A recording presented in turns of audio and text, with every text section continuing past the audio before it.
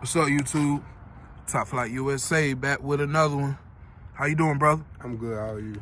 I'm doing great. Thanks for asking. What's your name, age, and where you from? My name is Jacari. I'm from Illinois, and I'm 28 years old. Okay. What part of Illinois you from? Chicago. From the Chi-Town. What side of town do you stay on in Chicago? West side. On the west side? Yep. Okay. They say them boys be getting money out there on the west side. That's true? Yep. Okay. That's what's up. How long you been in North Carolina? I've been in North Carolina like a year and a half now. Okay. A year and a half ago, what caused you to come down here? I was in Ohio and I was working and I got a job offer to come down here. And so I came down here and then the job went any kind of way, you know what I'm saying? So I parted from the job and I stayed down in North Carolina. I've been since then. Okay, what type of job was it? It was a delivery job. We was delivering papers. Okay. And you felt like that was a good opportunity for you? I did. Okay. All right. What's your situation? Are you homeless? Yeah, right now I'm homeless. I got short-term memory loss, so I can't really work too much right now because it's bad and like I keep going through it. Whatever, I'm going to get it checked out and this, that, and the other. Okay. So it's getting better and better. So how long you been dealing with short-term memory loss? Pretty much my whole life, honestly. It gets the better of me from time to time, but if you write things down and you move on, and then you read what you wrote, you know, it gets better. Your memory comes back. Sometimes it's a situation that'll bring my memory back. It varies from situation to situation. Okay. So how long you been dealing with that, brother? It has been, I started really wrapping my head around it when I was like, I say 20 years old. Okay. You know, and battling back and forth with it, you know. Okay, do you know exactly what caused you to have short-term memory loss? That I do not know. I feel like I can build, like you know what I'm saying? I'm a builder, I invent, I do things like that. So I feel like it has something to do with that. I can't pinpoint it right now, but I do have my theories about it, you know. Okay. I like that quality that you said. Write stuff down and just read it. And that's a good way to build your memory. Where did you learn that at? I just learned that going through life. It made the most sense when I had an idea, a good idea. Like I said, I like building.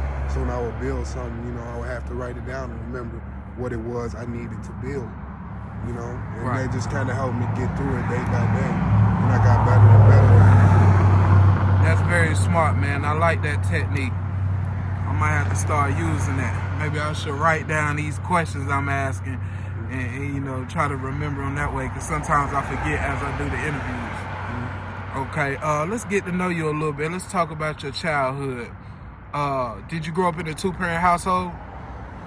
Yeah, I did grow up in a two-parent household. Later on in life, I switched to a one-parent household, and things were a little bit rougher, but we got through them, you know. So I have experience with both.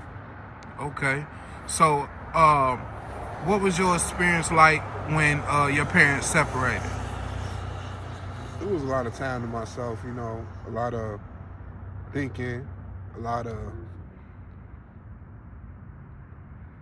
you know, understanding what life is about, understanding that everybody is their own person type of deal.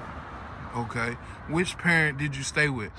I stayed with my mom, like my foster mom, because I got my memory erased and like my family worked, you know, because I'm a builder, so we work. And for whatever reason, it got bad, and I stayed with my foster mom for a while. Okay. So how long was you in foster care? When did you first go to foster care?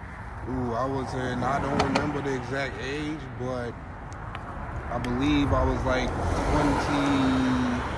20, maybe anywhere from 17 to 21. Okay. I remember I was in foster care.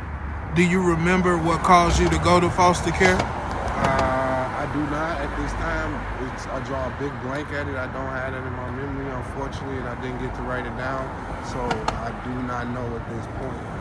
Oh, it's okay. Don't even worry about it, brother. Well, you're doing a good job at this interview. I mean, you're answering all the questions and You seem like your memory is pretty good. Thank you. Okay. Do you have any siblings? Like any brothers or sisters?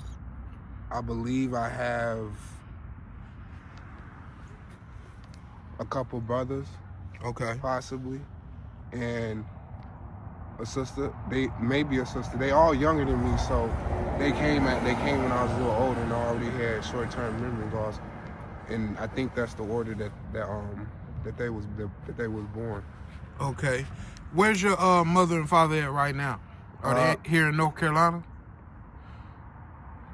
I believe they between three places they could possibly be, and this is one of them. So I don't know if they here at this exact moment, but they can get in touch with me like however they want, whenever they want. They can? Yeah. Okay. That's good. Cause that was gonna be my next question. Do they know your situation? Do they know what you're going through right now? I can't say that they do know what I'm going through right now, or they do know my situation. I practice meditating and spiritual techniques like spiritual gurus, so I do spend a lot of time to myself meditating and doing those type of things, so I will understand if they didn't know what I was doing. Okay. Where did you learn that at, the meditation? Again, it was something I decided to pick up in life because we was going through a lot of things from my understanding. So I just picked up, things to help me move along in life, things to help me grow in life. That's pretty cool, man. I like that about you. I like how you pick up like small things to help you get by day to day. That's pretty cool, man. Mm-hmm. When the last time you been to Chicago?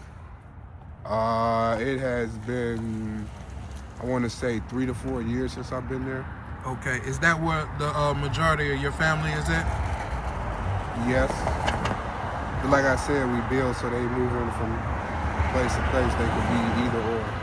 Okay. All right. How far along did you get in school? Did you graduate high school? Yes. Okay. Did you go to college? I did not. Okay. Why is that? What do you think the reason you didn't go to college? You didn't want to? Or you just never tried? I moved out of my foster mom, like we separated. Right when I graduated, like a little bit after I graduated high school, I moved out the house and I was taking care of myself, rooming and paying rent, working. And I didn't take going to college as like the top priority, Okay, so you just decided to work after high school? Yeah.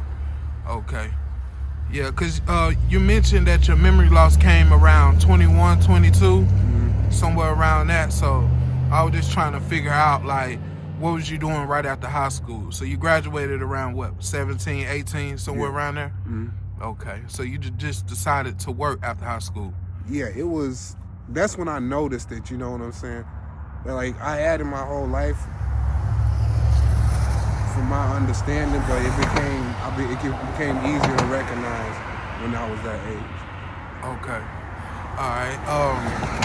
Do you get a check for that? I do not. I worked on getting a check when I got out here. Actually, I worked on getting a check. I asked them to save the money, like I applied, and then I asked them to save the money, and I tell them because I didn't want to lose anything. You feel me? I didn't want the card to go away until I got a better rap on my memory loss. Okay. So are you like with DSS? Not to my knowledge, but it is possible that I am involved. You have like a social worker? Yeah. Okay. That's what's up, brother. Let me ask you just a couple more questions, man. We can wrap this interview up. Growing up, go back to your childhood just for a second. Growing up, do you say you had like a fairly normal childhood with your mom and your dad before they separated? I wouldn't call it exactly normal. I was a person who stuck to themselves and meditated. I spent a lot of time. I got in the box and I spent a lot of time meditating. And what that resulted in is me learning how to build. That's what I got from my focus and my studies. So most of my childhood, that's what I like to do. That's what I enjoy doing, was meditating and knowing things. Like mental projections, I'm really big on mental projections, you know. If you say the right words and put the right energy out there, you can mentally project something into somebody's mind. It's like astral projecting. And that's what I learned to do. So I wasn't per se out having fun and playing, but I did enjoy what I did. Okay. Is that almost like knowing what somebody is thinking? Yeah, knowing what somebody's thinking, but it's more like being guided to an understanding, and then both people having that thought that they can relate to. Okay. That's what's up. That's interesting. Have anything ever happened to you mentally growing up, other than the memory loss?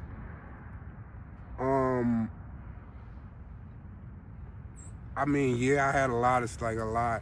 Like, I was spending, let's say, 2 to 3 days inside that box, just like I'm sitting now. So I had a lot of mental activity, you know what I'm saying, a lot of cognitive function. And what that did was expand my thought, the way I think, and that just helped me grow tremendously. I've had a lot of mental experience, not all bad, but a lot good. Okay. What about physical? Yeah, played some sports, worked out, you know, eat healthy, those type of things. That all comes along with the spiritual process. Okay. I'm gonna ask a tough question here. If you can answer it. If not, it's okay. What about sexually?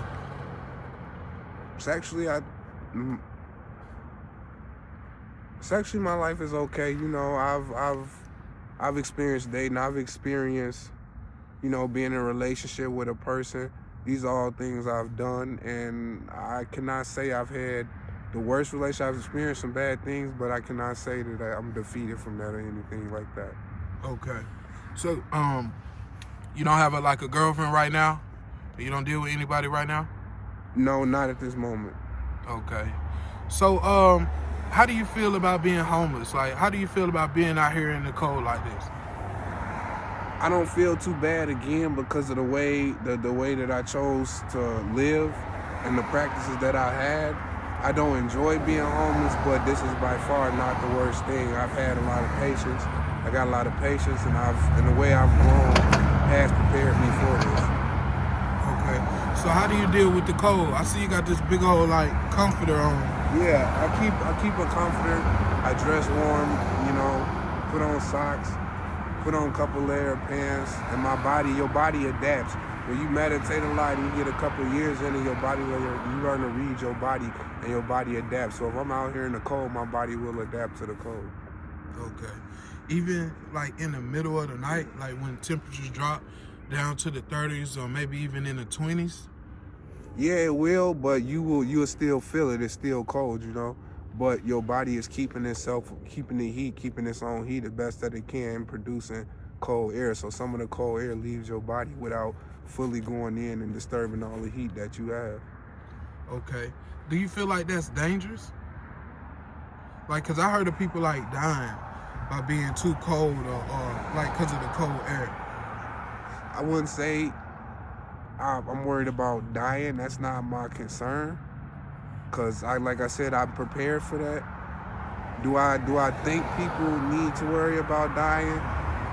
I wouldn't say so, considering that we're around people and people care for each other. So I wouldn't stress that too much. But it may be unhealthy. Right. Yeah, I was referring that just because of the cold weather outside.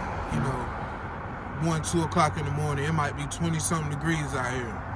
So you feel like you've been dealing with that okay? Like you don't have a house to stay in, so you're pretty much outside all day and all night. Yeah, I mean, it's stressful, and I wake up in the morning, yeah, it be cold. I gotta find a place to heat up in the sun, so that part is not ideal, nor does it feel good. I deal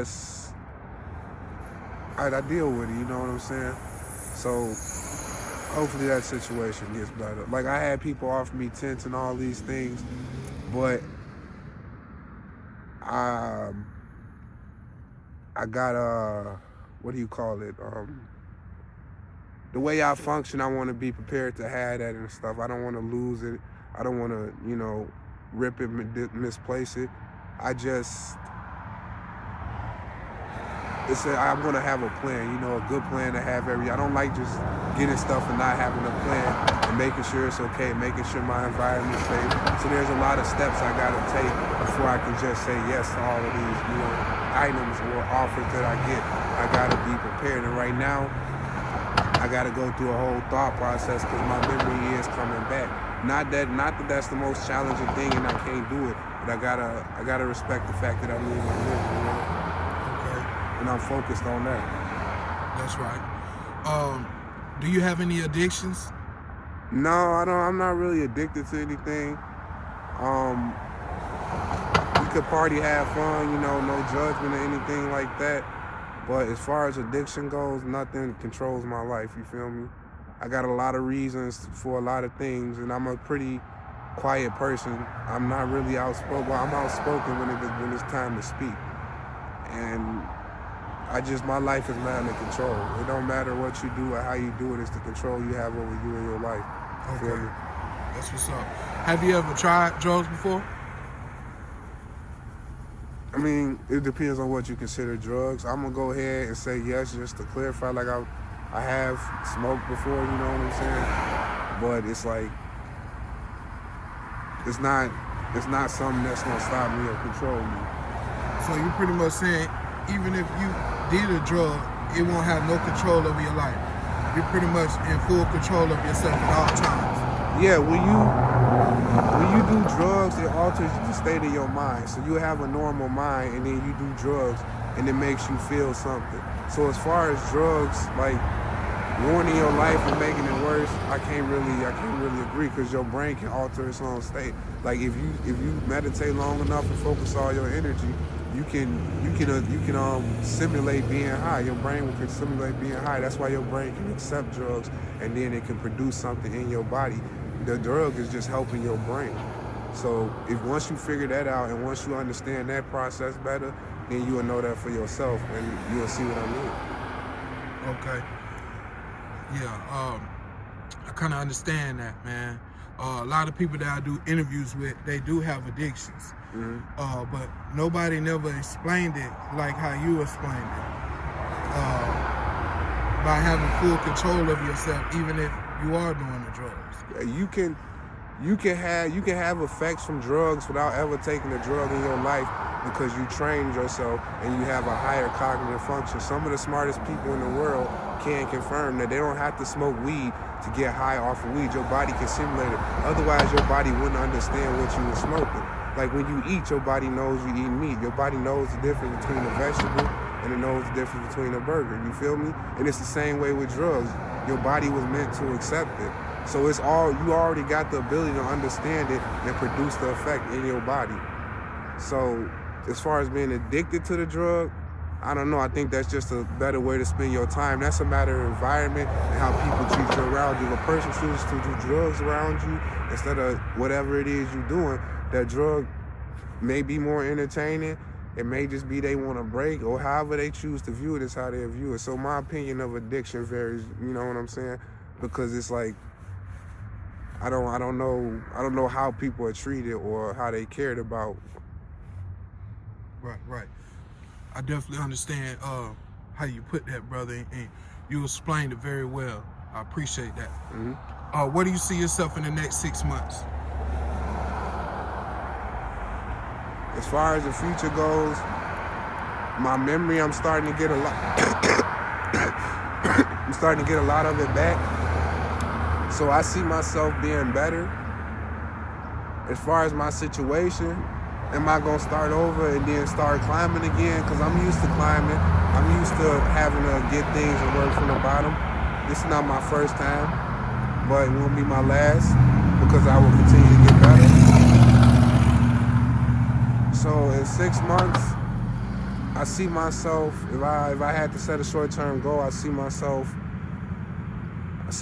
better educated on my past and my history, to be honest with you, because like I said, short-term memory loss got this, that's just what I call it. I'm not sure if it's like induced or however it is, I still, I lost my train of thought. However it is, I see myself better with that. I see myself dealing with that better. I see myself working with that better.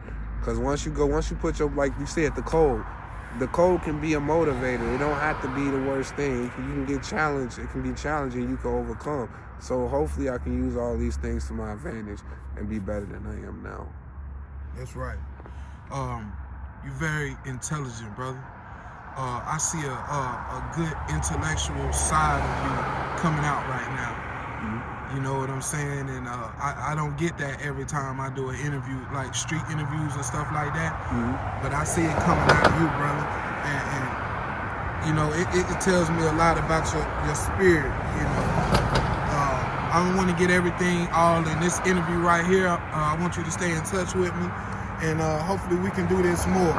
You know, you said you didn't have a phone? I do not. Okay, if you ever figure out a way to call me, call me or text me, man, and try to stay in contact with me as much as possible, man, because I would like to do more interviews with you, you know. I like how you spoke on this interview. You spoke very intelligent. You spoke like you didn't have memory loss at all. Like, I mean, you had a couple breaks in there where you might have forgot about something, but you spoke very fluently. Thank you. So, yeah, brother. Let me ask you one more question. If your family happens to see this interview, what do you think their thoughts would be? I think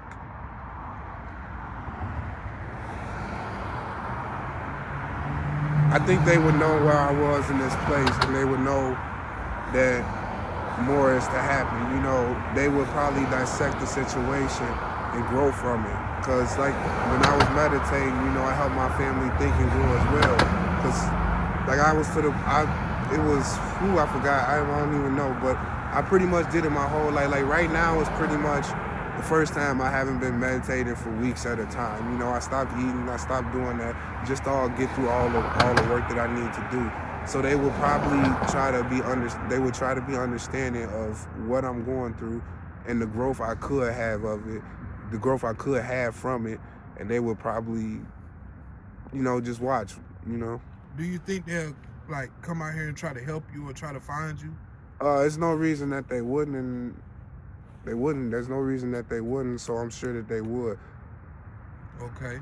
If you could say anything to them right now, if they was watching this video, what would you say to them? Oh, man, it feels like forever since I seen any of them. So, like, I really got no answer for that. It's just, I'm glad to see you. I love you, those type of things. You know, the words that count, that matter. All right, brother. It was great doing this interview with you, man. Like I said, you spoke very well. You spoke very fluently, and I enjoyed talking with you today.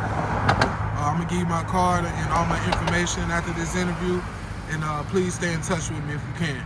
I will. Thank you. All right, brother. God bless you. Thank you. God bless you too. All right. All right.